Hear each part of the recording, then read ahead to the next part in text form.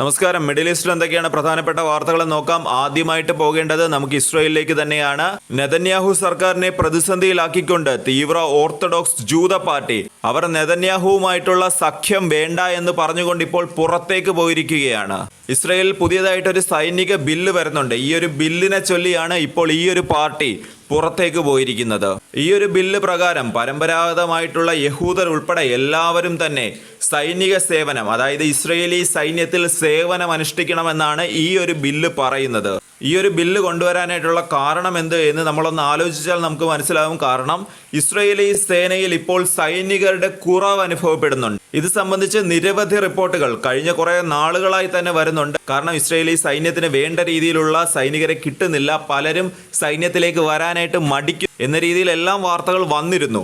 അതിന് അടിവരയിടുന്ന രീതിയിലാണ് ഇപ്പോൾ ഇങ്ങനെ ഒരു സൈനിക ബില്ലും ഇസ്രയേൽ കൊണ്ടുവരുന്നത്. സ്പെഷ്യലി ഇപ്പോഴത്തെ ഒരു സാഹചര്യം ആലോചിച്ച് നോക്കിക്കഴിഞ്ഞാൽ ഇസ്രയേലിനെ നേരിടാനുള്ളത് അവർക്ക് ഭീഷണിയായി നിൽക്കുന്ന രാജ്യങ്ങളൊന്ന് ആലോചിച്ച് നോക്കാം. ഏറ്റവും വലിയ ഭീഷണി എന്ന് പറയുന്നത് ഇറാൻ തന്നെയാണ്. അതായത് ആ മേഖലയിൽ തന്നെ, മിഡിൽ ഈസ്റ്റിൽ തന്നെ ഏറ്റവും വലിയ വൻശക്തിയായിട്ടുള്ള ഇറാനെയാണ് ഇസ്രയേലിന് നേരിടേണ്ടി വരിക. ഇതിനെല്ലാം പുറമെ ലെബനിൽ നിന്ന് ഹിസ്ബുള്ളയെ നേരിടണം, അതുപോലെ തന്നെ ഹമാസിനെ, ഗസയിൽ നിന്ന് ഹമാസിനെ നേരിടണം, യമനിൽ നിന്ന് ഹൂതികളെ നേരിടണം. ഈ മേഖലയിൽ നിന്നെല്ലാം തന്നെ ഭീഷണി നേരിടുന്ന ഇസ്രയേലിനെ സംബന്ധിച്ച് അവർക്ക് സൈനികരെ അത്യാവശ്യമാണ്. അത്യാധുനികമായ യുദ്ധോപകരണങ്ങൾ ഉണ്ടായിട്ടും, അതുപോലെ തന്നെ അമേരിക്ക എന്ന് പറയുന്ന ലോകശക്തിയുടെ സപ്പോർട്ട് ഉണ്ടായിട്ടും 12 ദിവസം നീണ്ടുനിന്ന വാറിൽ, അതായത് 12 ദിവസം ഇറാനുമായി നീണ്ടുനിന്ന ആ ഒരു യുദ്ധത്തിൽ ഇസ്രയേലിന് കാര്യമായ ഒരു നേട്ടവും ഉണ്ടാക്കാൻ സാധിച്ചിട്ടില്ല. അതിനിടെയാണ് ഇസ്രയേലിന്റെ ഈ ഒരു സാഹചര്യം അത് മുതലെടുക്കാനായിട്ടുള്ള സാധ്യത, അതായത് ഇറാൻ ഈ ഒരു സാഹചര്യം മുതലെടുക്കാനായിട്ടൊരു സാധ്യത നിലനിൽക്കുന്നു എന്ന രീതിയിലും ഒരു റിപ്പോർട്ട് വരുന്നത്. ഇറാൻ നേരിട്ടല്ല എങ്കിൽ കൂടിയും പ്രോക്സികളെ ഉപയോഗിച്ചുകൊണ്ട് ആക്രമണം ശക്തമാക്കാനായിട്ടുള്ള ഒരു സാധ്യത നിലനിൽക്കുന്നുണ്ട്. അതായത് ഹൂത്തികൾ, അതുപോലെ തന്നെ ഹിസ്ബുള്ള തുടങ്ങിയ ഗ്രൂപ്പുകൾക്ക് തന്ത്രപരമായിട്ടുള്ള സപ്പോർട്ടുകൾ നൽകിയും ആയുധങ്ങൾ നൽകിയും ഇത്തരം ഗ്രൂപ്പുകളെ കൊണ്ടുള്ള ആക്രമണം അത് ശക്തമാക്കാനായിട്ടുള്ള സാധ്യത ഉണ്ട് എന്നാണ് ഈ ഒരു റിപ്പോർട്ട് പറയുന്നത്. അതിനാൽ തന്നെ ഇസ്രയേലിനെ സംബന്ധിച്ച് അവർക്ക് സൈനികരെ അത്യാവശ്യമായിട്ടുള്ളൊരു ഘട്ടമാണിത്. എന്നാൽ ഹരേബി ജൂതന്മാരും ഇപ്പോൾ സൈന്യത്തിലേക്ക്, ഇസ്രയേലി സൈന്യത്തിലേക്ക് വരണമെന്ന് ഈ ഒരു ബില്ല് പറയുമ്പോൾ തുലാസിലാടുന്ന ഒരേ ഒരു കാര്യം, അത് ഇസ്രയേലി സർക്കാർ, അതായത് നെതന്യാഹു ഗവൺമെന്റ്, അതായത് നെതന്യാഹു പ്രതിനിധാനം ചെയ്യുന്ന ആ ഒരു സർക്കാർ തുലാസിലാടുന്ന കാഴ്ചയാണ് നമുക്ക് കാണാൻ സാധിക്കുന്നത്. ഒരുപക്ഷെ വരും ദിവസങ്ങളിൽ നെതന്യാഹു സർക്കാരിന്റെ ഭൂരിപക്ഷം അത് തന്നെ നഷ്ടപ്പെട്ടേക്കാം എന്ന രീതിയിലാണ് വാർത്തകൾ പുറത്തു വരുന്നത്. അതായത് നെതന്യാഹുവിനെ സംബന്ധിച്ച് വളരെയധികം വിഷമഘട്ടത്തിലൂടെയാണ് നെതന്യാഹു കടന്നു പോകുന്നത്. അതായത് പോരാടാനായിട്ട് സൈനികരെ കിട്ടുന്നില്ല, അഥവാ സൈനികരെ വിളിക്കുകയാണ് എന്നുണ്ട്. അതായത് ഈ ഹരേബി ജൂതന്മാരെ എല്ലാം കൂടെ ചേർത്ത് നിർത്തിക്കൊണ്ട് ഒരു സൈന്യത്തെ രൂപീകരിക്കാമെന്ന് വെച്ചാൽ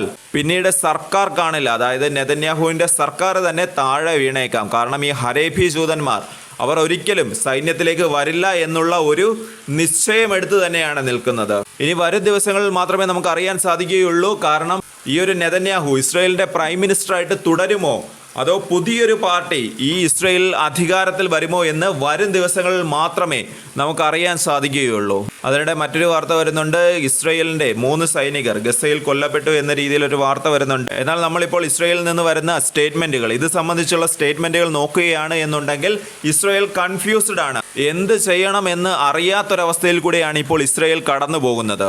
ഇസ്രയേലിന്റെ തന്നെ 52 ബറ്റാലിയനിൽപ്പെട്ട സൈനികരാണ് ഇപ്പോൾ ഈ മരണപ്പെട്ട ഈ 3 പേരും എന്നാണ് നമുക്ക് അറിയാൻ സാധിക്കുന്നത്. നോർത്തേൺ ഗസയിലെ ജബലിയയിലാണ് ഇത് സംബന്ധിച്ചുള്ള അറ്റാക്ക് ഉണ്ടായിരിക്കുന്നത്.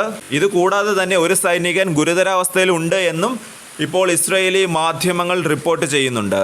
എന്നാൽ ഈ ഒരു ഇൻസിഡന്റിനെ കുറിച്ച്, ഈ ഒരു സാഹചര്യത്തെക്കുറിച്ച്, ഈ ഒരു അറ്റാക്കിനെ കുറിച്ചുള്ള ഒരു ഇൻവെസ്റ്റിഗേഷൻ അത് ഇസ്രായേലിന്റെ ഭാഗത്ത് നിന്ന് ഉണ്ടാകുമെന്നാണ് ഇസ്രായേലി അതോറിറ്റികൾ ഇതിനെക്കുറിച്ച് പ്രതികരിച്ചിരിക്കുന്നത്. അതിനിടെ മറ്റൊരു വാർത്ത വരുന്നുണ്ട്. അമേരിക്കൻ പാലസ്തീനിയൻ പൗരൻ അദ്ദേഹം മരണപ്പെട്ടിരുന്നു കഴിഞ്ഞ ജൂലൈ 12-ന്. എന്നാൽ ഈ ഒരു ഇൻസിഡന്റിനെ കുറിച്ച് അമേരിക്കയുടെ അംബാസിഡർ ഉണ്ട് ഈ ഇസ്രായേലിലേക്ക്.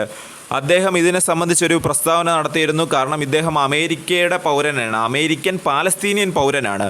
സോ അമേരിക്ക ഈ ഒരു കാര്യത്തിൽ, ഈ ഒരു പ്രശ്നത്തിൽ ഇടപെടുക തന്നെ ചെയ്യും. അമേരിക്കൻ അംബാസഡർ ആയിട്ടുള്ള മൈക്ക് ഇത് സംബന്ധിച്ച് ഒരു പ്രസ്താവന നടത്തിയിട്ടുണ്ട്. ഇസ്രായേൽ ഈ ഒരു സംഭവവുമായി ബന്ധപ്പെടുത്തി സത്യസന്ധമായ രീതിയിൽ ഒരു അന്വേഷണം നടത്തണമെന്നാണ് ഇപ്പോൾ ഈ ഒരു അമേരിക്കൻ അംബാസഡർ ഇസ്രായേലിനോട് പറയുന്നത്. അതായത് സ്വന്തം പൗരന്റെ കാര്യം വന്നപ്പോൾ അമേരിക്ക ശക്തമായിട്ടുള്ള നടപടികൾക്കാണ് ഇപ്പോൾ ആവശ്യപ്പെട്ടിരിക്കുന്നത്.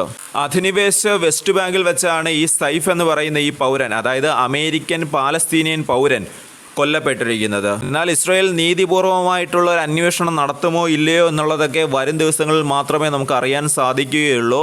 അമേരിക്കൻ അംബാസഡർ ഇടപെട്ടതിനാൽ ഒരുപക്ഷെ നടപടി ഉണ്ടായേക്കാം, ശക്തമായ ഒരു അന്വേഷണം ഉണ്ടായേക്കാം. അതുപോലെ തന്നെ ശക്തമായ നടപടിയും ഒരുപക്ഷെ ഇസ്രായേലിൻ്റെ ഭാഗത്തു നിന്ന് ഉണ്ടായേക്കാം.